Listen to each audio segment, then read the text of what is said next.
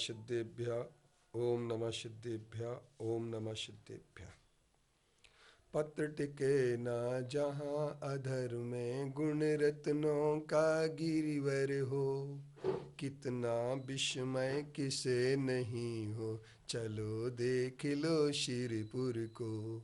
देवों के भी देव पार्श्व जिन अंतरिक्ष में शांत रहे, युगों युगों तक दिगंबरों का जिन शासन जयवंत रहे।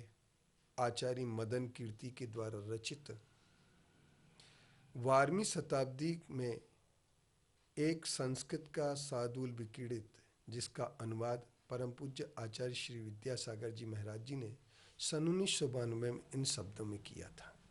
पत्रम यत्र विहायसी प्रभुपुले स्थातुम क्षणम नाक्षमम, तत्रास्ते गुणरत्न रोहणि गिरि यो देवी देवो महान।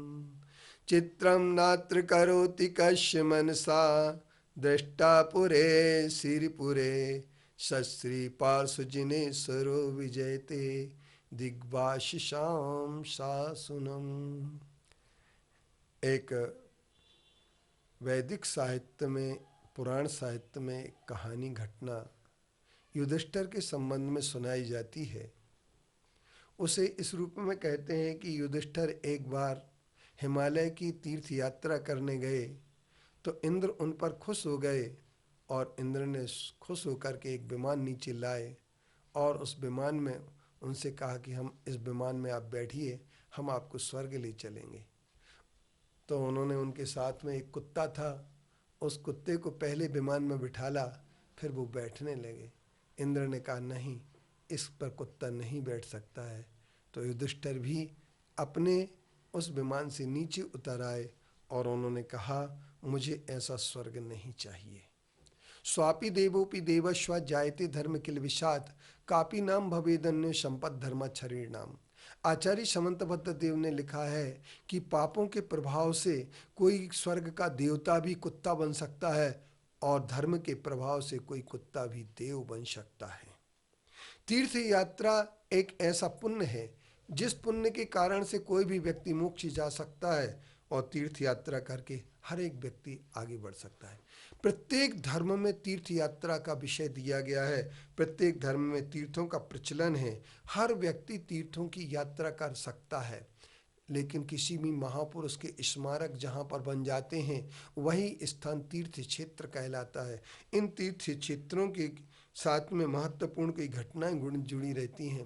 प्रत्येक धर्म के अनुयायी व्यक्ति हर वर्ष कभी न कभी वर्ष में एक बार दो बार तीर्थ यात्रा अवश्य करते हैं और तीर्थ यात्रा करके वे अपने तीर्थों को महत्वपूर्ण मानते हैं।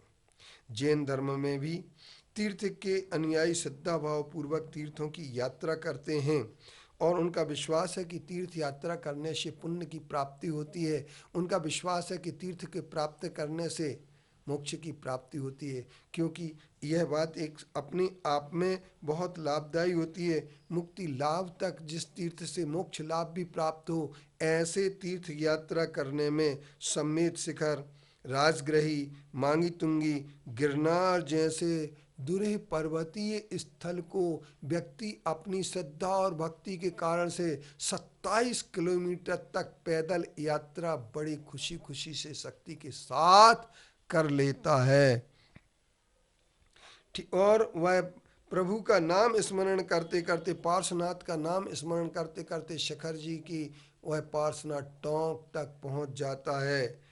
इसी आस्था का ही ये परिणाम है। अब हम एक बात आपसे कहना चाहते हैं, जब आप तीर्थ यात्रा की अपना मन बनाए तो एक ध्यान रखना, उस समय शिरपुर को भी यात्रा में जोड़ें। अब एक प्रश्न आता है, तीर्थ शब्द बना कहाँ से?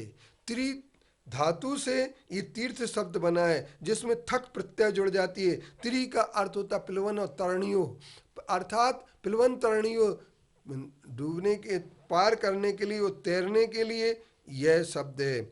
और पात्री तु दी थक प्रत्यय, अर्थात त्रि धातु के साथ में थक प्रत्यय जुड़ता है और थक प्रत्यय जुड़ने के कारण से यह तीर्थ शब्द बन जाता है। जिस तीर्थ के लिए कोश में, अमर कोश में भी तीर्थ शब्द का बहुत अच्छा अर्थ किया गया है, और जिसके आगम, जलावतरण, ऋषि, ज्येष्ठ, जल, गुरु, क्षेत्र, उपाय, स्त्रीरज, अवतार, पात्र, उपाध्याय और मंत्री, इन अर्थों में तीर्थ शब्द को लिया जाता है।